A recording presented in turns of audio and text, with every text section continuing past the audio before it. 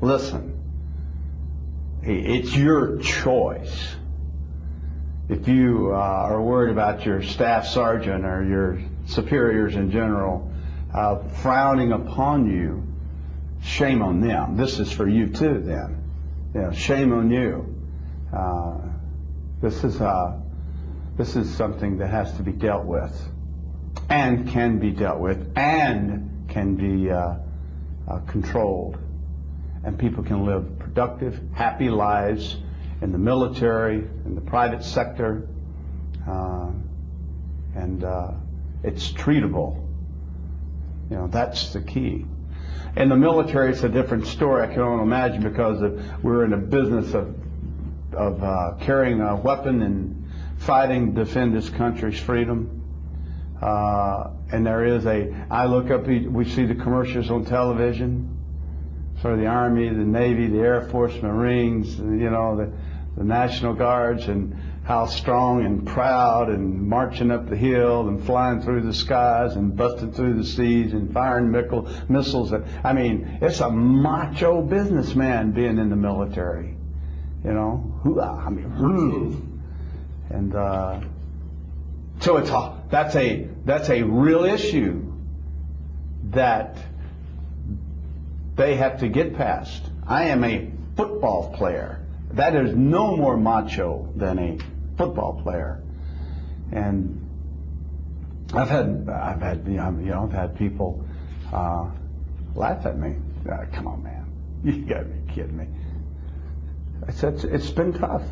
It's been tough, but I'm 57, and I started talking about depression 4 years ago, and I just finally decided, you know what, people can't. Think what you want to think. I really don't care. Yeah, you know, I think it's important for people in the military to know that it's okay. What's not okay is for you not to do something about it. I tell every man, woman, boy, girl, you can take you can take medicine. And there are a lot of antidepressants out there. Some will work, some will not work for you. Find the one that will. And then the most important thing is you got to talk. You got to talk.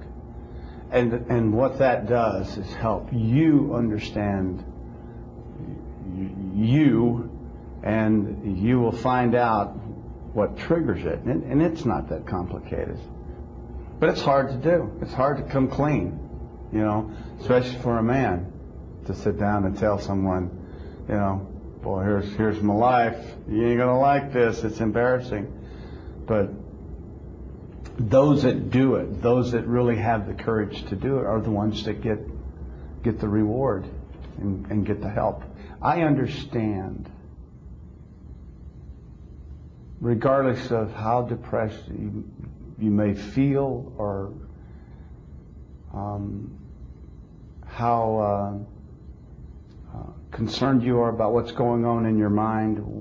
You don't quite understand what's happening. And trust me, isolation causes it. Being away from home causes it. Having a family being away causes it. Losing a wife or a husband causes it. Any negative causes it, triggers it. Your situation is harder than mine because you're part of the mental picture that we all have of this great country as our servicemen and women. People who fight, people who have died to keep our country free and great. And that represents strength, the bald eagle, strength. And the real problem that you have is, who do I go talk to? And here's the key, will they listen? Or will we have some hot sergeant jump in your throat and go, why, you panty waist, get your I mean, I can hear it. You know, is that really what it's going to be like? And that's only for you to understand. I don't.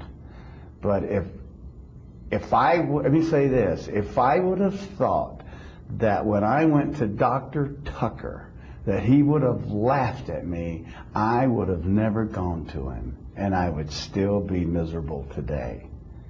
You've got to be able to trust the people that you go to with your problems, that they will understand and help you get help. And that is a tough call. And if you feel as though the world's falling on your shoulders and you just don't quite understand it, listen, just go see somebody. Go see your superiors. Tell them whatever the proper chain of command is and get some help. And you know what? I would rather people laugh at me and point fingers at me, but I'm the one that's showing the courage here. And do that. Do it for yourself and for your family. And because what you're doing is tough enough when you're healthy.